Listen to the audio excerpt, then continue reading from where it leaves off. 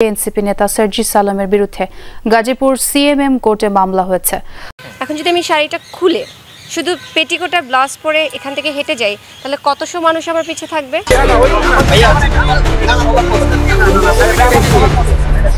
এই বাংলাদেশ যেমনটি কারো বাপের না, ঠিক তেমনি এই দেশের মানুষের সাথে খেলা করছে এই জাতীয় নাগরিক পার্টি এনসিপি নেতাকর্মীরা। ঠিক তেমনি এবার এনসিপির সাবেক নেত্রী নীলা ইসরাফিলকে ঘিরে এবার একের পর এক অপকর্মের ভিডিও সামনে আসছে। এই নীলা ইসরাফিল ছিলেন একজন সাহসী নারী, তাই তাকে বহুবার ধর্ষণের শিকার হতে হয়েছে, যা তিনি ইতিমধ্যে জাতির সামনে শেয়ার করেছেন একটি লাইভে।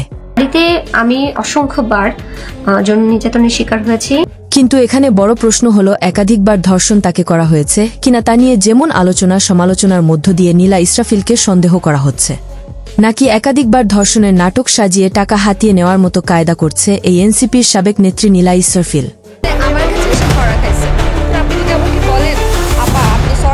প্রশ্ন অনেকের থাকতে পারে, কিন্তু একজন মেয়ে যে বিয়ের আগে ধর্ষণ, বিয়ের পরে জামাইয়ের কাছে ধর্ষণ, আবার শেষে শ্বশুরের কাছেও ধর্ষণ, এত ধর্ষণের শিকার হয়েও কেন তিনি ছাত্রদের দলে এনসিপিতে, এটি একটি বড় প্রশ্ন। অনেকেই বলছে জাতীয় নাগরিক পার্টি এনসিপির নেতাদের ঠান্ডা করার জন্য এই নীলা ইসরাফিল এনসিপিতে যোগ দিয়েছে। এই জাতীয় নাগরিক পার্টির শীর্ষ নেতা সরোয়ার তুষারকে কিন্তু অলরেডি আলটিমেটাম দিয়েছে নীলা ইসরাফিল। তুষার আমার সাথে নেপালে বসে যেসব ভিডিও আমাকে পাঠিয়েছে, যেসব নগ্ন জিনিস আমার কাছে আছে, সেগুলো আমি প্রকাশ করতে বাধ্য হব। এখন এখানে প্রশ্ন আসতে পারে, যদি সরোয়ার তুষারের গোপন কিছু থেকেই থাকে নীলা ইসরাফিলের সাথে, তাহলে সেটা আগে থেকেই প্রকাশ করা হয়নি কেন নীলা ইসরাফিলের পক্ষ থেকে?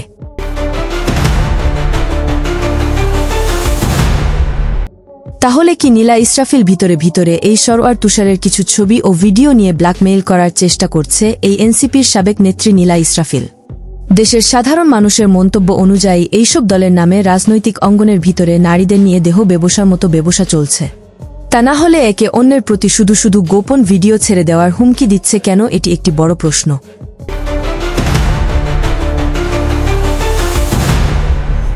এই জাতীয় নাগরিক পার্টির নেতারা যেভাবে সুযোগ বুঝিয়ে আওয়ামী লীগের জায়গায় দখল করে বিভিন্ন ক্ষেত্রে চাঁদাবাজি করছে, এবার কেউ নয়, আমাদের দেশের দামাল ছেলে সার্জিস আলমের বিরুদ্ধে এবার 10 কোটি টাকা চাঁদাবাজির অভিযোগ তুলেন বিএনপির এক নেতা, যা ইতিমধ্যে সোশ্যাল মিডিয়ায় ব্যাপক সাড়া ফেলেছে।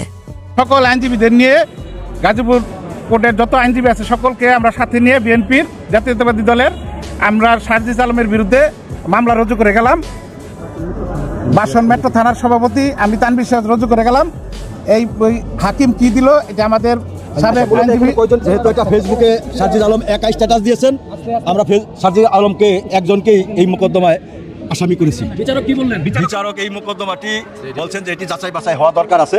এসব চাঁদাবাজির ও মেয়ে কেলেঙ্কারি, নারী ঘটনার কারণে জাতীয় নাগরিক পার্টি এনসিপি নামটা মুখে আনাও পাপ হচ্ছে, এমন মন্তব্য করছেন দেশের কিছু সাধারণ জনগণ।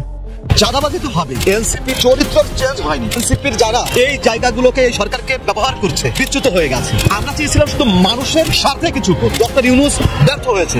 পরিশেষে বলতে চাই, একটি দলে দুই নেতা ও নেত্রী আগুনে পুড়ে জ্বলে যাচ্ছে। একজন নেতা হলো সরোয়ার তুষার আর নেত্রী হলো নীলা ইসরাফিল।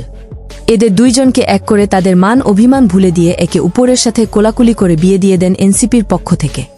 কেননা সবাই বিয়ে করে হানিমুন করার জন্য কক্সবাজার ভ্রমণ করতে যাচ্ছে, তারা হয়তোবা সেটা দেখে হানিমুনের খায়েশ মেটানোর জন্য একে উপরকে কাছে পাওয়ার আশায় হুঁশিয়ারি করেই যাচ্ছে।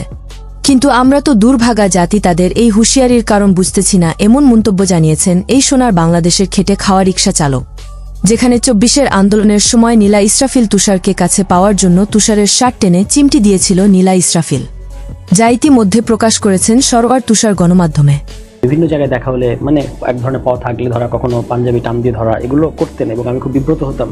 শেষমেশ তাদের হুঁশিয়ারি খেলা বাদ দিয়ে তাড়াতাড়ি কারা তাদের দুইজনকে বিয়ের পিড়িতে দেখতে চান তা কমেন্টস করে আমাদের জানিয়ে দিতে ভুলবেন না। মনে রাখবেন, যার যেমন চরিত্র থাকবে তার তেমনি বউক পালে জুটবে।